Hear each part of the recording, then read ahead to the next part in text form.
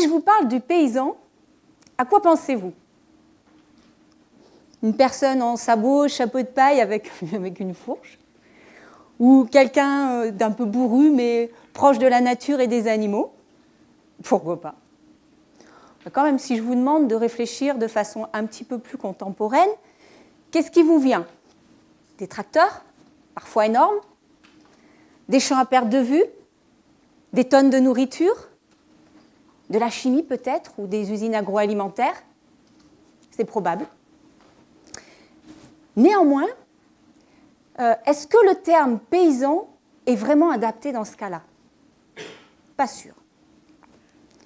Je m'appelle Delphine et avec mon mari Benoît, nous sommes paysans vignerons à Bordeaux. Alors, je n'ai pas mis mes bottes, je n'ai pas mis mon bleu de travail et je ne suis certainement pas venue en tracteur, c'est un peu loin. Pourtant, mon quotidien est bien celui d'une paysanne. Je m'explique. On va commencer par un petit peu d'histoire. À l'origine, le paysan, c'était la personne qui vivait à et de la campagne. C'était même plus une condition qu'un véritable métier à proprement parler. En fait, on ne choisissait pas d'être paysan, on naissait paysan, tout simplement. Et puis, il y a eu des outils qui ont été inventés pour labourer, pour semer, pour moissonner. Et le paysan, il est devenu un cultivateur.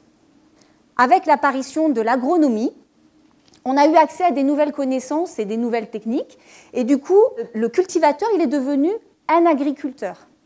Alors, c'est une période qui est marquée par la sélection des plantes et des animaux, la création de nouveaux métiers, comme des techniciens, des conseillers ou des commerciaux agricoles, le développement de la mécanisation, bien sûr, et puis l'apparition de la pétrochimie. Alors, vous savez, ce sont tous les herbicides, fongicides, insecticides, vous savez, tous ces produits qui se terminent par le suffixe cide, qui signifie tuer. Alors, bien sûr, toutes ces avancées, ces évolutions, elles avaient pour but de faciliter l'activité agricole, qui, c'est vrai, est une activité difficile. Et on pensait qu'en sécurisant les récoltes et en facilitant le travail de l'agriculteur, on allait lui permettre de vivre mieux. Seulement voilà.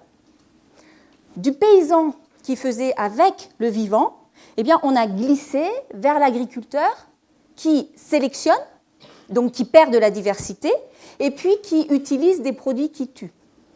Et le métier a continué à évoluer. Et d'une activité pensée pour nourrir une population locale, on est passé à une agriculture de marché en transformant l'agriculteur en exploitant agricole. Et même si cette évolution a permis à la France de devenir un leader en production agricole, eh bien, les exploitants, n'ayant plus besoin de regarder les principes naturels, agronomiques et environnementaux, eh bien, ils ont tout simplement perdu des connaissances de base. Et puis, au fil du temps, il y a des difficultés qui ont commencé à être observées. Baisse des rendements, mais augmentation des coûts de production. Baisse de la fertilité des sols qui peut aller jusqu'à la stérilité. On peut avoir pollution de l'eau, pollution de l'air, développement de la résistance aux maladies, perte de biodiversité. Et puis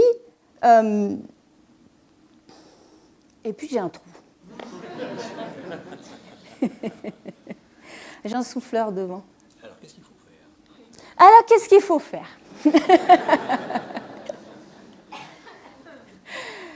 Est-ce qu'il faut miser une fois de plus sur les biotechnologies pour qu'elles tentent d'isoler une super nouvelle molécule? Ou est-ce qu'il n'est pas plus judicieux de réapprendre à fonctionner avec la nature, de la réobserver pour fonctionner avec elle et non contre elle? Alors concrètement, on fait comment? Avec mon mari, nous avons grandi sur des fermes en Charente-Maritime dans le sud-ouest de la France. Et puis, la vie nous a amenés près de Bordeaux pour nous installer hors cadre familial.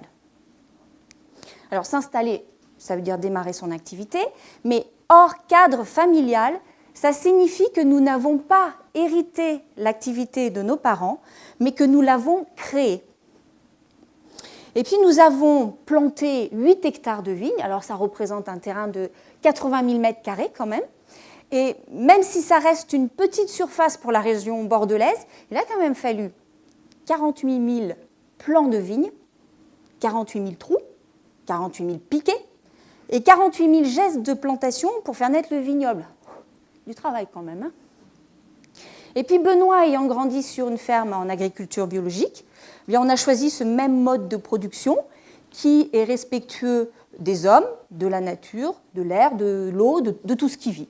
Mais, parce que forcément il y a un mais, la vigne c'est une monoculture. Et les monocultures ne sont pas des modèles de biodiversité. Alors, comment on fait pour replacer la vigne au cœur d'un écosystème ? Par quoi on commence ? Et puis surtout, où est-ce qu'on cherche l'information ? La chance, c'est qu'il existe en France de nombreuses associations pour la nature et l'environnement, avec des gens qui sont passionnés et passionnants, et puis surtout qui ont toutes les connaissances et les compétences que nous n'avons pas. Et sur leurs conseils, nous menons des actions pour recréer les équilibres environnementaux autour de la production viticole. Par exemple, en plantant des haies, eh bien, en fait, on protège la culture du froid, on fournit de la nourriture et des abris aux animaux, et puis on attire tout un tas d'insectes. Et puis, si en plus on introduit des arbres fruitiers et des feuillus au cœur du vignoble, eh bien, on permet de casser les vents dominants, et là encore, on attire toute une faune de prédateurs qui vont réguler les ravageurs. En ajoutant des nichoirs, on attire les oiseaux, qui sont de grands insectivores, et qui, en chassant sur tout le vignoble, vont manger plein d'insectes, dont les ravageurs de la vigne. Et puis quand on aménage le vignoble pour accueillir les chauves-souris, on s'assure de leur présence sur tout le domaine, parce qu'il faut savoir que, d'un côté, les vignerons sont embêtés par des petites chenilles qui sont pondues dans les baies de raisin par des papillons nocturnes. Et puis de l'autre côté, on a des chauves-souris qui sont des petits mammifères nocturnes et qui sont quand même capables d'ingurgiter jusqu'à 3000 insectes par nuit et par individu. Au bout d'un moment, ce n'est pas compliqué de comprendre qu'on a tout intérêt à les accueillir, qu'ils fassent le boulot à notre place, et ça marche. Alors à tout ça s'ajoutent les conseils d'entomologistes, qui sont des spécialistes des insectes, le recensement de serpents aquitains, parce que les serpents font partie des écosystèmes, et oui. On a le repérage d'orchidées sauvages et de fleurs protégées, puisque nous, on a toute une flore sauvage qui ressurgit.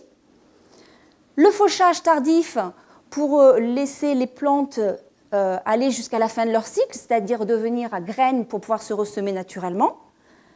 La création de zones humides, donc on a creusé des mares sur le vignoble. On a aussi le relâché de hérissons, qui sont des gros mangeurs d'escargots et de limaces et qui sont trop mignons. Et puis on a aussi le relâché de chouette chevêche.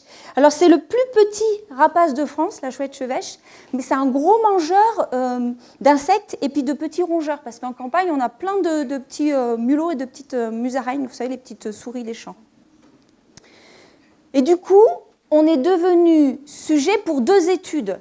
Donc la première concerne l'étude de l'impact de l'arbre en milieu viticole, et la deuxième vise à suivre le comportement alimentaire des chauves-souris sur le vignoble.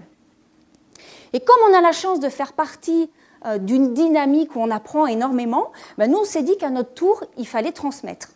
Donc nous accueillons et nous témoignons énormément sur le vignoble auprès de nombreuses personnes, notamment des jeunes, dont certains viennent en chantier nature l'été et fabriquent avec nous les nichoirs à oiseaux, les gîtes à chauves-souris, les hôtels à insectes, les cabanes à hérissons que nous installons sur le vignoble.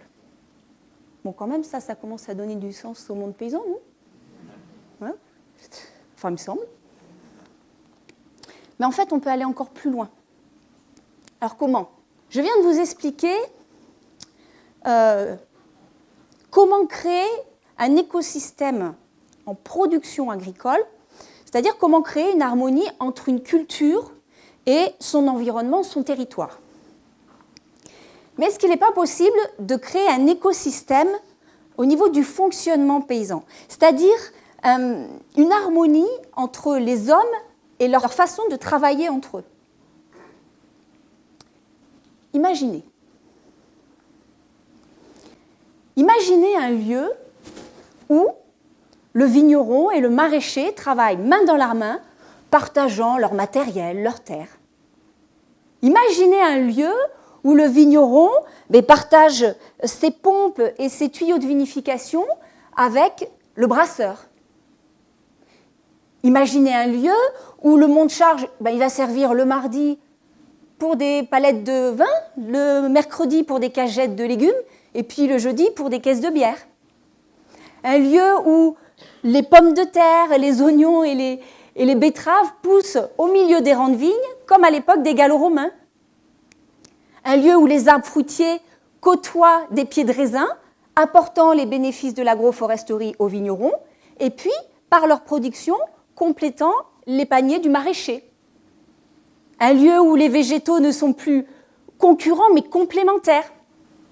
Un lieu où les producteurs ne sont plus seuls, mais solidaires, et où on partage les conseils, les connaissances, les aides techniques, le même circuit commercial, où du coup on propose des offres plus complètes, plus attractives, parce que pensez à plusieurs, où on affronte ensemble les situations d'urgence, où on se soutient. Imaginez un lieu où tout devient possible parce qu'on fait ensemble. Un lieu où s'invente le coworking paysan. Un lieu qui crée de l'emploi local, qui initie des projets innovants. Un lieu qui valorise l'économie circulaire, qui redynamise un territoire. Un lieu qui réfléchit à l'accueil du public, y compris en situation de handicap. Ou un lieu où on peut venir en vacances pour se ressourcer, pour découvrir, pour comprendre, où chacun a son rôle. Le vigneron, le maraîcher, le brasseur, mais aussi le promeneur, le cueilleur, et où chacun peut agir à sa mesure, en faisant ou en investissant pour permettre à d'autres de faire. Imaginez un lieu de partage et d'humanité. Eh bien, ce lieu est en train d'exister actuellement. Et il s'appelle la possiblerie. Ça signifie le lieu de tous les possibles. Et nous sommes déjà de nombreux amis de la possiblerie à penser qu'une autre paysannerie est possible, bienveillante, respectueuse, collaborative et heureuse. Et je vous invite tous à y trouver votre place. Merci.